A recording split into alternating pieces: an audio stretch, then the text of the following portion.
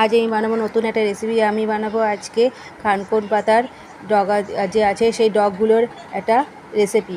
তো প্রথমে আমি এগুলো কাটবো ডগাগুলো, কিন্তু ডগগুলো কাটবার আগে আমি হাতের মধ্যে সর্ষের তেল আর নুন মাখিয়ে নিয়েছি যাতে না হাত চুলকোয়, কেননা এগুলো কাটতে বা ধুতে গেলে কিন্তু হাত প্রচণ্ড পরিমাণে চুলকোয়, যার জন্য আমি নুন আর তেল মাখিয়ে নিয়েছি। মাখিয়ে নিয়ে ভালো করে কেটে নিয়ে ধুয়ে নেব।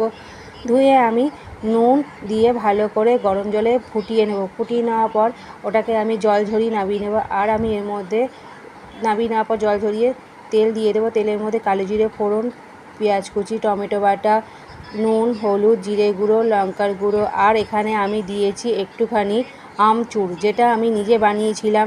অসাধারণ খেতে, তেমনি কিন্তু এর গন্ধটা খুবই সুন্দর। মনে হয় না যেটা আমচুর, মনে হচ্ছে যেন সত্যিকারের আম গন্ধ প্রচণ্ড পরিমাণে ভালো, দারুণ হয়েছে। তো সেটা দেব, দিয়ে আমি নাড়াচাড়া করে নামিয়ে নেব। এটা কিন্তু রুটিতে অসাধারণ